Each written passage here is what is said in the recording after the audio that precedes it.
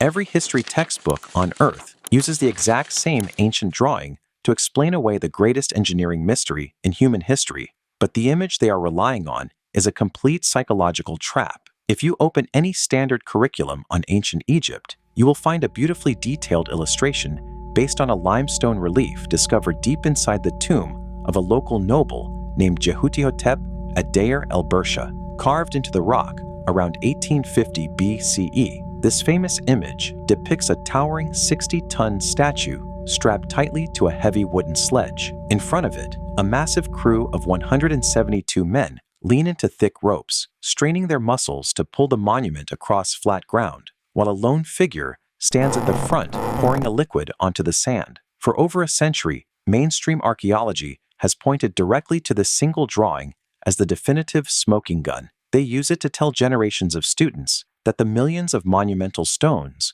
making up the Great Pyramid were moved using nothing more than raw human muscle, wooden tracks, and wet sand. But when you stop looking at the textbook drawing and start analyzing the actual physics of the Giza Plateau, that entire historical foundation instantly fractures. The Deir el-Bersha relief shows a localized event, a noble, moving a single decorative statue over a brief, completely flat distance within a highly managed estate. It is an entirely different scenario from lifting 70-ton blocks of hyper-dense red granite over 100 feet vertically into the Giza sky. By relying on this one local drawing to explain the construction of the pyramids, mainstream history has created a massive illusion that completely misdirects the public from a staggering engineering reality. 2. To understand exactly how deep this historical silence goes, we have to look at what the ancient Egyptians actually chose to write down, because their actual day-to-day paperwork completely contradicts the official narrative. In 2013,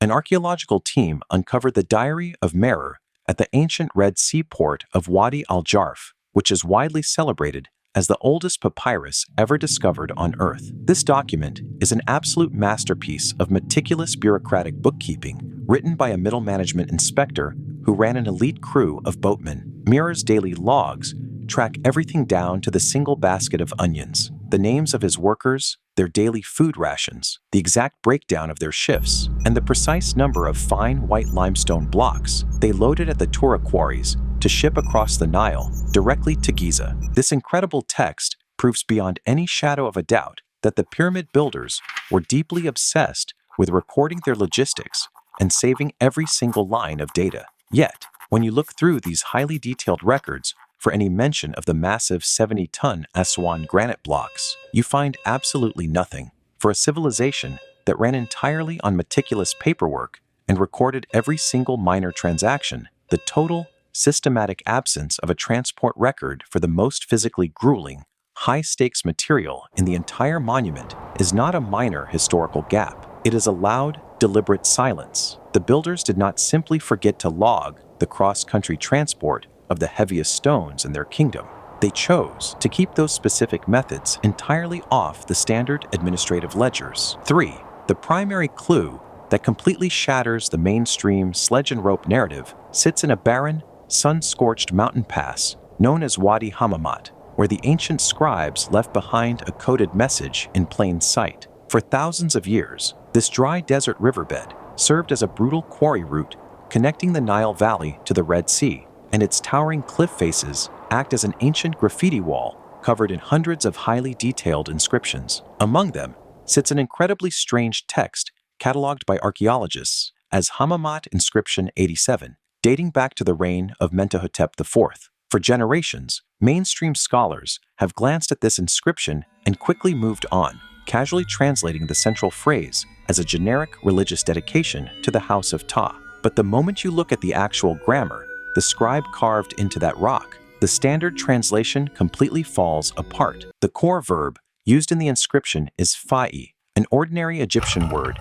that means to lift, carry, or bear a heavy load. Under normal circumstances, when a scribe wrote this word to describe human laborers carrying cargo, they placed a specific symbol at the end called a determinative, which always depicted a crouching man with his arms raised high to physically brace under a heavy weight. But that is not what is carved here. The scribe went out of his way to use a rare glyph that is used nowhere else in the language to describe human muscle. Instead, this specific symbol is reserved exclusively for industrial objects that rotate on a fixed axis, like a heavy boring drill or a spinning potter's wheel. The text then uses the word ked, which means to travel north with the natural current of the Nile. The scribe was recording a heavy stone load sent traveling north from the southern quarries, carried not by a straining crew, but by an industrial mechanism that turns. 4. This mysterious turning mechanism was not just recorded out in the desert cliffs. It was documented on physical artifacts that have been systematically hidden away in the deep underbelly of modern museums. In 1954,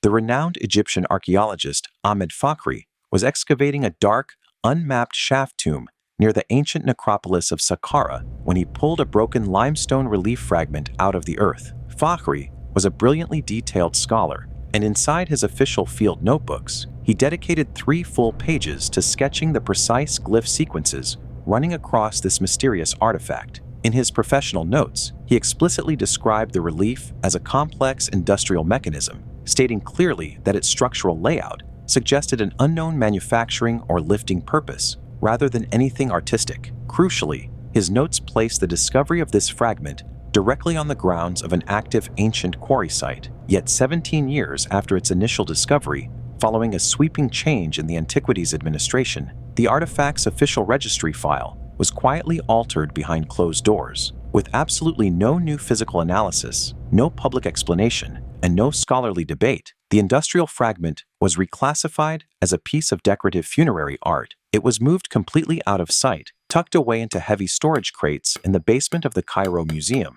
where the public would never be allowed to see it. Fakhri's meticulous field drawings tell the true story, proving that the hidden Saqqara fragment carries the exact same linguistic sequence and the identical rare, rotating determinative sign found at Wadi Hammamat, confirming an administrative effort to bury physical evidence of ancient mechanics. 5. If you want to see what happens when this rotational force actually meets solid rock, you do not even have to look at the hidden museum text. You just have to look at the physical tool marks left behind on the stone itself. In 2003, an expert materials science team from the University of Liverpool traveled to the Giza plateau to investigate the hidden, unpolished contact faces of the Great Pyramid's granite blocks. These are the raw, internal surfaces where 2 massive stones pressed directly against one another, completely sealed away from public view since the day they were first laid. Because these faces were never meant to be seen by human eyes, the ancient builders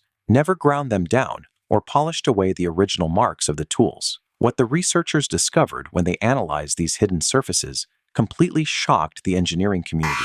Etched deep into the incredibly hard red granite were perfectly parallel, uniform grooves that were entirely consistent in depth to within less than 0.2 of a millimeter. More importantly, these tracks did not run in straight, jagged lines like the marks left behind by a standard handsaw or a copper blade sliding back and forth. Instead, the grooves were arranged in a highly sophisticated, continuous helical spiral pattern. In modern mechanical engineering, a continuous helical mark is the undeniable, telltale signature of an advanced rotating apparatus operating under immense pressure. The lead researcher presented these startling findings at an international engineering conference, concluding that the data matched a massive rotating tool, but the mainstream archaeological community simply went dead silent, refusing to offer any official explanation for how a massive mechanical compression screw could exist in the Bronze Age. 6. The mainstream historical narrative completely ignores these physical anomalies, choosing instead to lean entirely on a highly publicized 2014 study conducted by physicists at the University of Amsterdam to convince the public the mystery is solved. The research team set out to investigate the famous Deir el-Bersha relief, focusing specifically on the man pouring liquid directly in front of the wooden sledge runners. By testing different moisture levels in desert sand, they found that pouring the exact right amount of water ahead of a heavy wooden runner prevents the sand from bunching up into a wall, reducing the overall sliding friction by roughly 50%. The global media immediately seized on this study, publishing viral articles claiming that the entire mystery of how the pyramids were built had finally been solved by a simple bucket of water. But the moment you look past the sensationalized headlines, you realize the Amsterdam numbers completely fail to scale to the reality of Giza. The study proved that wet sand can make it easier to drag a moderate load across a perfectly flat, regraded desert track. It did not explain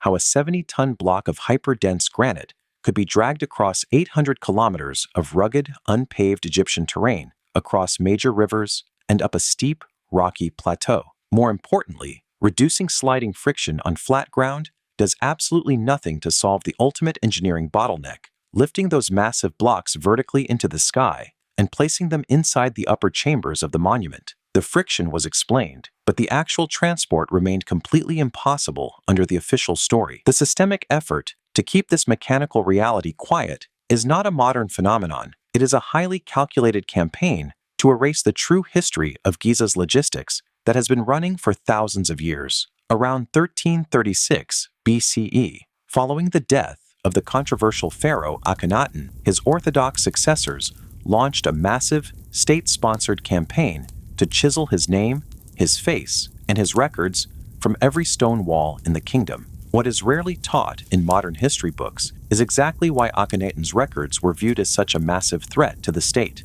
In his sacred inscriptions, Akhenaten openly credited the foundational architectural and engineering knowledge of the Giza Plateau to a mysterious ancient lineage known as the Shemsu Hor, or the followers of Horus. According to the ancient Turan king list, the Shemsu Hor were a highly advanced pre-dynastic civilization that allegedly ruled over the Nile Valley for tens of thousands of years, long before the first historical pharaoh ever sat on a throne. When the state forces moved in to erase Akhenaten from history, they deliberately targeted his accounts of these pre-dynastic builders, wiping out the radical engineering claims alongside his religious heresy. This pattern of historical erasure repeated itself centuries later in 391 CE, when a destructive religious mob marched on the Great Serapeum of Alexandria, burning its massive library to the ground. Hidden within those lost archives were highly specialized ancient texts cataloged specifically under the technical methods by which the earliest stones of the empire were transported, leaving behind only a single, tragic line in an ancient library index to hint at what was lost. Despite thousands of years of systematic erasure, the ultimate physical proof of this missing technology is sitting directly under the desert sand right now, completely mapped but strictly locked away from the world. In recent years, the International Scan Pyramids project deployed advanced, non-invasive, ground-penetrating radar to map the hidden subsurface structures of the Giza Plateau. As the radar teams scanned the ancient stone causeway that links the second pyramid directly to its valley temple, they hit a massive, undeniable radar anomaly deep within the solid bedrock. Logged in the official project data as Anomaly G7, this subterranean void measures roughly 9 meters across and is buried at a depth completely consistent with Old Kingdom construction. When you map the exact spatial coordinates of Anomaly G7, a chilling reality sets in because the hidden underground chamber sits at a precise logistical junction along the heavy transport route described in Hammamat Inscription 87. It is the exact destination path the ancient scribe recorded, the terminal line where the heavy mechanical load traveled to reach its final placement beneath the Giza Plateau. The radar team successfully identified the anomaly, mapped its dimensions, and logged it into the official database, but it was never allowed to be excavated. Almost immediately after its discovery, the Ministry of Antiquities classified the entire subterranean corridor as a strictly protected archaeological zone, claiming the site had to remain completely sealed pending a massive master plan that has been in continuous development since 2018. To this day, no independent team has ever been granted a permit to open Anomaly G7, keeping the final physical piece of the mechanical puzzle completely buried in the dark.